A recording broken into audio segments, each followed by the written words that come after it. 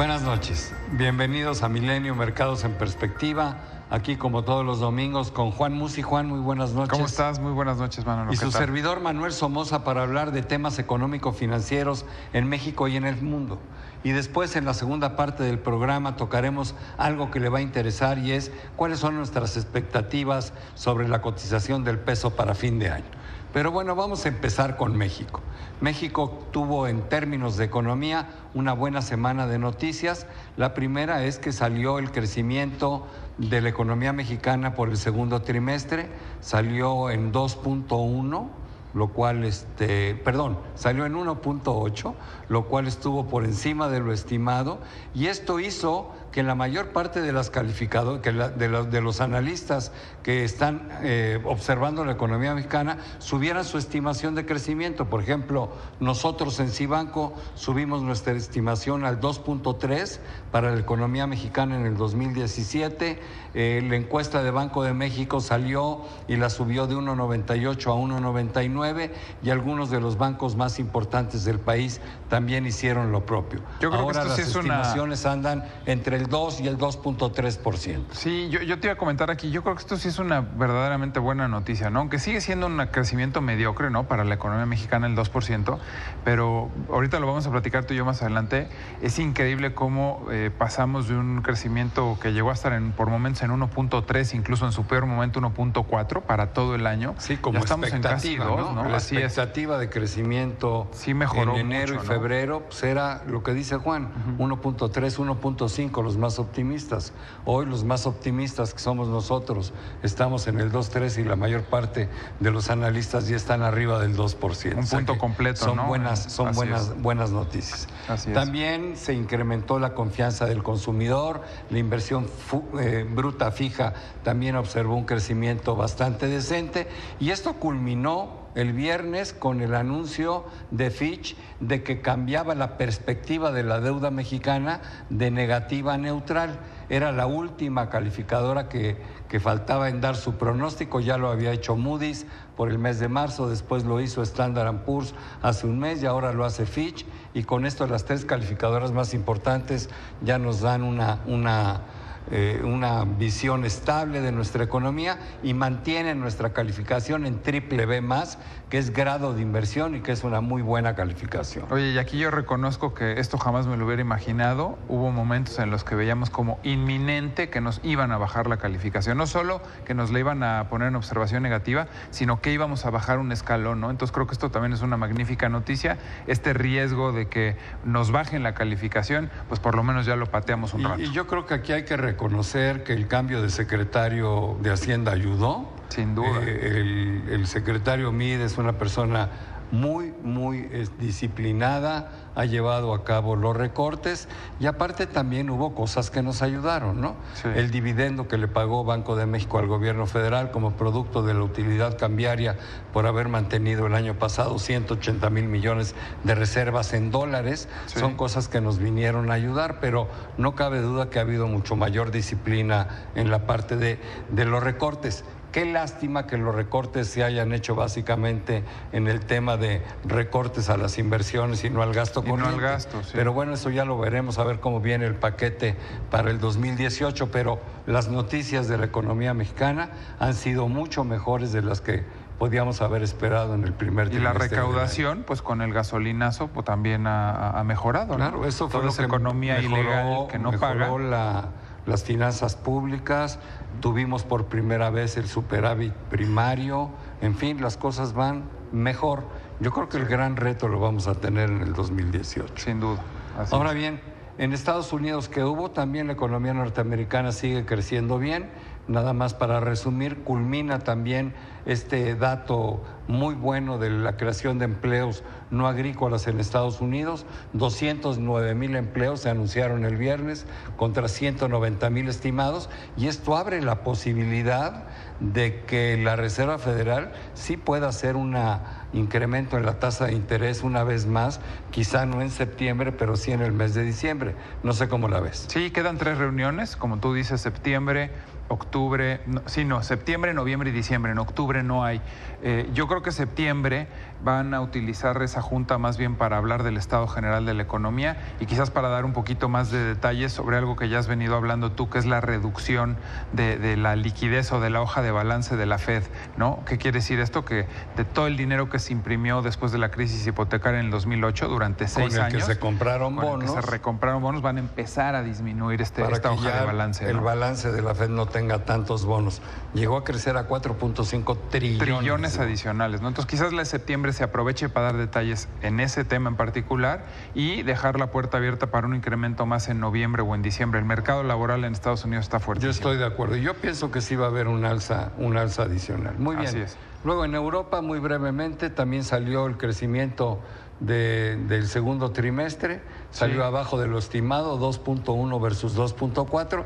Sin embargo, el crecimiento anual se sigue manteniendo en 1.8%, que para el viejo continente es una muy buena noticia. Así es. Donde no hubo mayores cambios fue en China y en Japón, no hubo noticias económicas relevantes. Nada relevante que reportar, la verdad.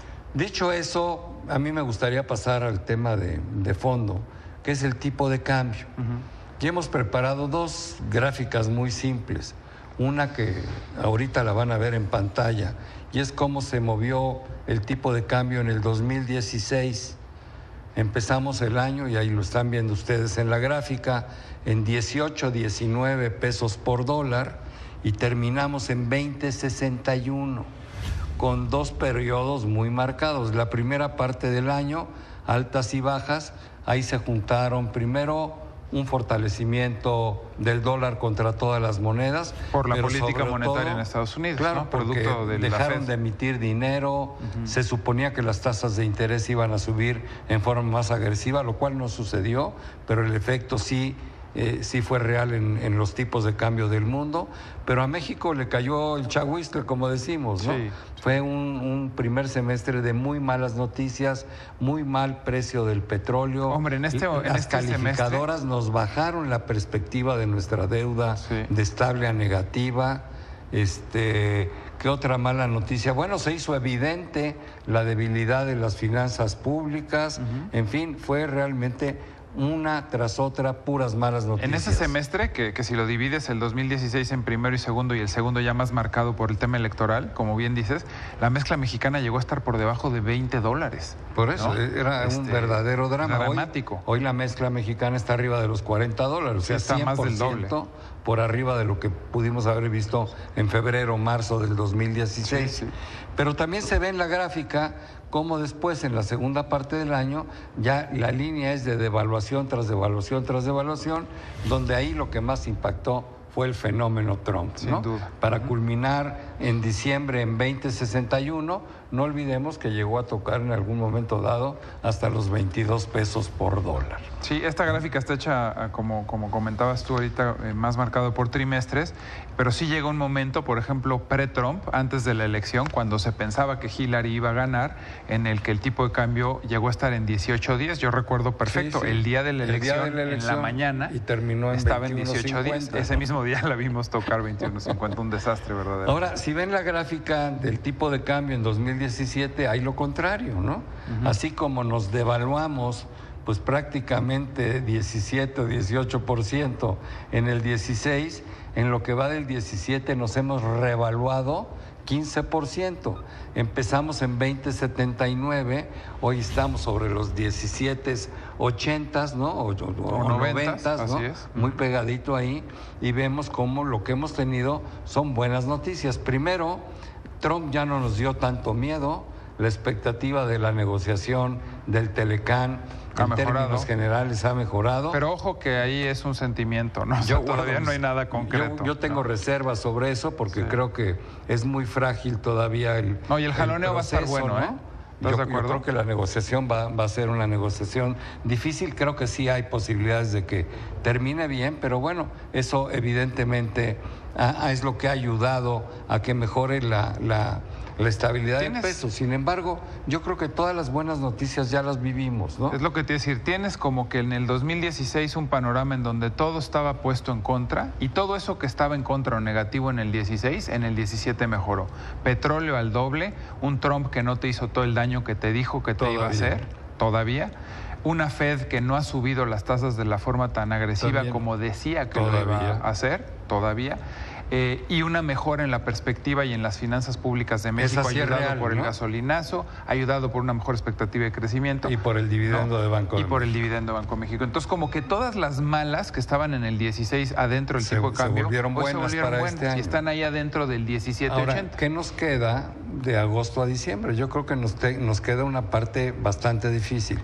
La primera es la negociación del Telecán, donde estoy seguro que no va a ser miel sobre hojuelas. Estoy seguro que el camino está muy empedrado y va a haber muchos atorones en la negociación, porque ya hemos visto que hay posiciones que son muy difíciles de negociar. Por ejemplo, ellos quieren llevar el tema de las controversias a los tribunales norteamericanos en lugar de que sea un tribunal internacional como ahora funciona, ¿no? Así es. Bueno, ¿por qué les vamos a dejar que las controversias las decidan jueces americanos en los Estados Unidos? Canadá ya dijo que no lo iba a aceptar y yo creo que México también lo debería de rechazar. Para mí es casi un parteaguas en la negociación, pero también hay otros temas. Vamos a ver cómo se van sucediendo. Tenemos el reemplazo del Banco de México, que es muy importante. Sí, la sucesión de Agustín Carstens, ¿no? Que ahí la verdad tenemos... El presidente va a tener que pensar muy bien qué candidato poner, porque el prestigio de Carstens es enorme.